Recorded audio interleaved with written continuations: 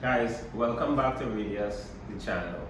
We're on a mission to simplify success principles and make them available for the average individual to carve out their own version of success. The approach we use is that we ask questions and we use these videos to answer the questions. Today's question is, what advice would I give to an individual who is attempting to organize their lives? Well, we don't necessarily give advice on the channel, but what we do is we share principles and we hope that you can use these principles and apply them to your own efforts and get some decent results. But the top two things that I would say that allowed me to move my life from chaos to order is what I would share in this video. I would share the first part in this video and I would do a subsequent video dealing with the other part. The first thing I did was pay attention to what I did on mornings. That's the first thing I did. And the second thing I did was do affirmations that work. We would talk about affirmations in a subsequent video. In this video, I want to talk about your morning routine and how you could change your morning routine around to get some pretty decent results.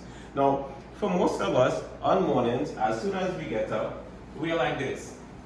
So we are asleep, and as soon as we get up, we reach for our phones, and we look at our phones, and we spend time flipping, going through.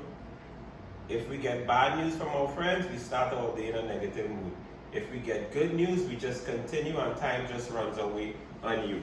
That was me, long time ago. And I did something, and I got some very meaningful results, and that's what I would share with you, how I moved from that level of chaos into a level of order. I identified 7 areas of my life, which I call my 7 priority areas. At this point in time, I think you can pause the video if you have to, get a paper and a pen and write down your 7 priority areas. I will give you an example of mine. My 7 priority areas were spiritual well-being, physical well-being, intellectual well-being, emotional well-being, social well-being, financial well-being, and occupational well-being.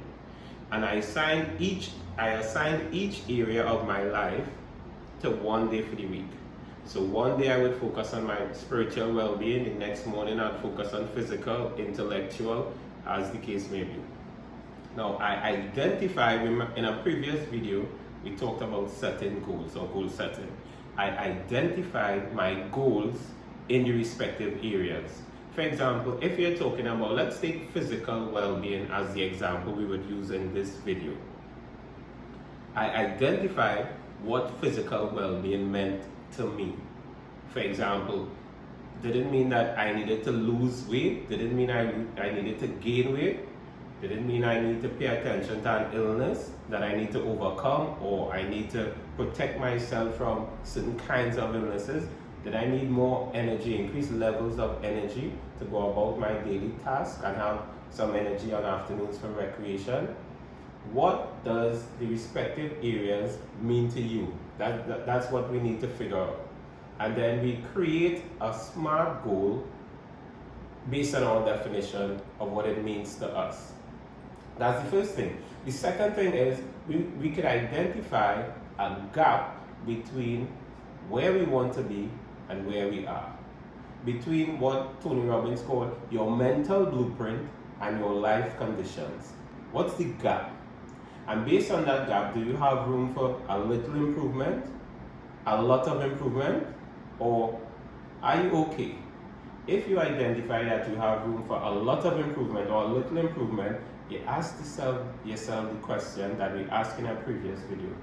What's the cost of doing nothing? Let's take, for example, I was weighing 200 pounds, but my ideal weight was 150 pounds. What's the cost of doing nothing to lose that extra 50 pounds? What happens if I don't take action to lose that extra 50 pounds? Several things could happen. I could continue to put on weight and become obese and be susceptible to lifestyle diseases. I could not like the way I fit in my clothes. Several things can happen. But what happens if I take action to lose that 50 pounds, to lose those 50 pounds? What happens? So what's the cost of inaction, as we talked about, versus the rewards for taking action? Now, once you've identified that, the question you could ask, what causes can I engage in that would allow me to lose 50 pounds? What are those causes in which I could engage that would allow me to lose 50 pounds? Everything on this planet is governed by cause and effect. Every single cause could be traced to an effect. And every single effect could be traced to a cause.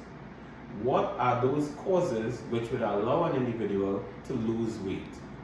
And at the same time, you could think about what are those causes that would cause an individual to put on weight, to increase weight, to gain weight. And then you ask yourself, where am I?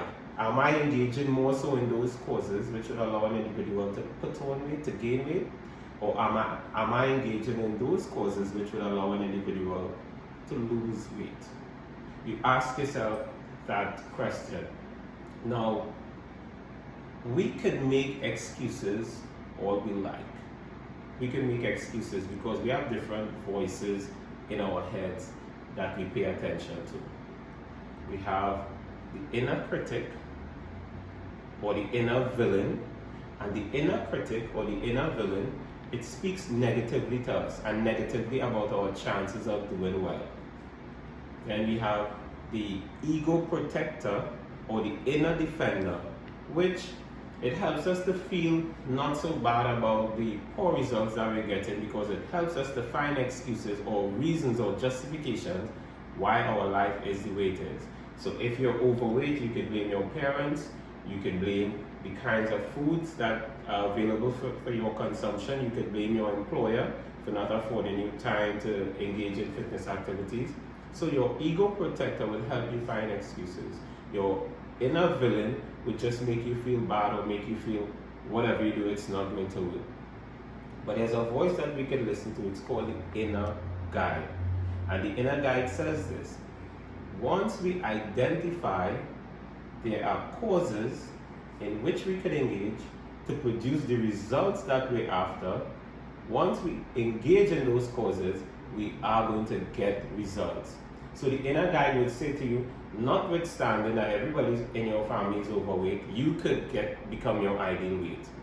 Notwithstanding that your employer may have a shift that does not allow you to do what you want to do when you want to do it, you could still engage in activities to manage your weight. So we have to move from the inner critic and move from the inner defender and begin to listen to the inner guide. And that's what you could spend your morning doing. The first 30 minutes of your morning, how could I tune in to my inner guide? Now when you tune into your inner guide, you set what we call process goals. Smart process goals. Specific, measurable, attainable, realistic, and time-bound goals for the entire week. So what am I going to do today that would assist me in becoming my ideal weight? What am I going to do tomorrow? What am I going to do the day after? And we plan for 7 days. That morning, we plan 7 days of activity in relation to improvement in that specific area. Now, there's something called the Pareto principle. The Pareto principle, and it says this: the trivial many versus the vital few. The trivial many versus the vital few. And what it shows is that 20% of the activities in which we engage could produce the results that we want. 20% of the activities in which we engage could produce the results that we're after. Think about it. If you think of your wardrobe, you use 20% of the clothes in your wardrobe 80% of the time. And the other 80% of the clothes, you use them 20% of times. If you look at your walkway in your living room, wherever, you walk on 20% of the walkway 80% of the times, and the other 80% you walk on it 20% of the times. That talks about the trivial many versus the vital few. We don't have to spend our entire day consumed with getting the results that we're after. A small amount of time could actually produce that kind of results for us. Now, we have 24 hours in a day. 20% of 24 hours is just over 4 hours.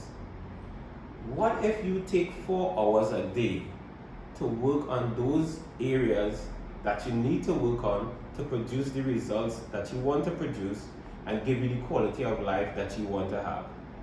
What if you take just over 4 hours a day working and moving your life from a sense of chaos to a sense of order? And that is what you should do on mornings. The first thing on mornings, this is what I did, and I'll talk about the second part in a subsequent video. The first thing on mornings I did was, how could I spend 20% of these 24 hours, how could I spend 4 hours today working on improvement in my life? At the end of the week, we could actually track to see to what extent we engaged in those activities that we said we would. So on Monday, I identified my physical well-being activities, on Tuesday, my intellectual, on Wednesday, my emotional. And I planned for the entire week. At the end of the week, I asked myself, did I engage in those activities in which I was supposed to engage to produce the results that I want? Now, I could make excuses. No, I didn't go to the gym because I wasn't able to do this, because I wasn't able to do this, because I could make excuses. But I can also look at my activity log, those things that I did throughout the week, and say, you know what? Maybe I spent too much time sleeping and I don't need all that sleep. Maybe I spend too much time idling and I don't need all this idle recreational activity. What could I take time away from to give time to something that is more meaningful? In the research, it is called unfreeze. Stop doing this, move, begin doing this, refreeze. Make this my new way of being. So the next week, when we're focusing on our morning routine, we're asking ourselves, what are some of those things that we should stop doing? What are some of those things that we should start doing? And how could we make this our new way of functioning? That approach allowed me to make significant improvement in my life in moving from chaos to order. So I hope I was able to answer the question, what advice I would give in terms of an individual who wants to organize their lives. I think the steps, once you apply these steps with sincerity, once you commit to these steps, I think you will get some pretty decent results. So if you think you got value from this video, I want you to click the like button. I want you to make sure you're subscribed. I want you to turn your post notification on, so every time we post a video, which will be 2 videos per week, you would be informed. Thanks for stopping by. Enjoy your day.